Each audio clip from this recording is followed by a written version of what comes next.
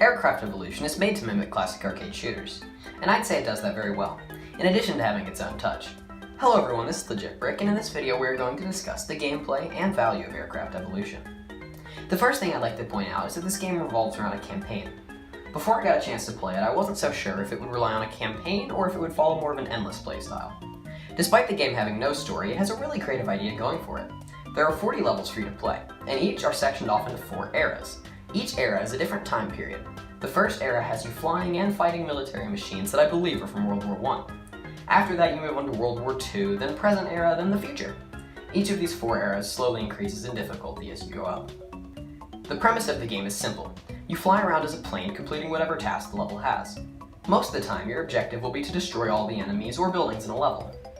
In order to do this, you will use weapons such as bombs or missiles.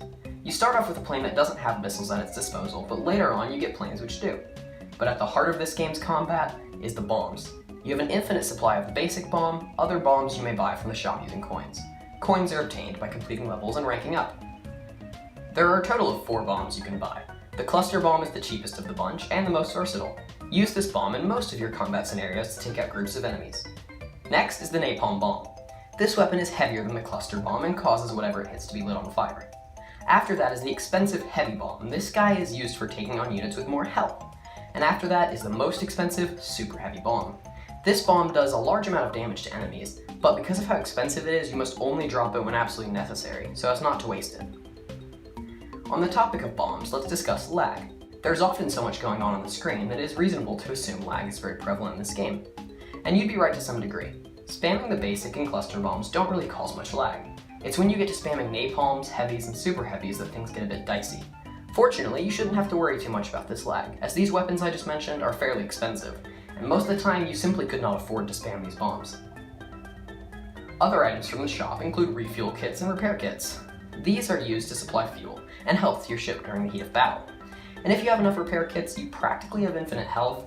Fortunately, this doesn't break the game all too much, as most of the time you have little money, so you can't spare too much to get repair kits. The refuel kits aren't super useful either, they just mean that you can boost for longer. You can also buy new planes from the shop. Each plane will be slightly better than the last. Little upgrades include speed, health, fuel efficiency, and damage. While the planes are the most expensive item to be found in the shop, they are very key to achieving victory in later parts of the game. The first few planes are only capable of dropping bombs, and some of the higher end planes can also shoot missiles, which is very important for dogfights. Now let's talk about how the game controls and its price. Overall, I'd say the controls for this game are solid. Nothing feels bad, though there is one issue I have, and that is that the bomb button is Y. Shouldn't it be the right or left trigger? It doesn't really make sense to me, but it isn't a huge problem. Now for the price. This game is reasonably priced at $10, which is a great price for the quality of the game, and I'd say you get about 2 or 3 hours of the campaign. But this is such a fun game to come back to. There are 4 difficulties ranging from easy to very hard. In addition to the few campaign hours I've put in, maybe 4 hours of messing around on harder difficulties. I think this game is for anyone who enjoys a simple game that they can just randomly pick up.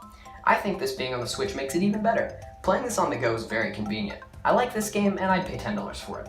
But what about you? Do you enjoy this kind of game? I'd love to hear your thoughts about it in the comments. Also, a big shout out to Sometimes You for giving me a copy of their game to review. I hope this video helped you decide whether or not to get this game, and if you did enjoy the video, make sure to leave a like and subscribe to my channel. Thank you so much for watching.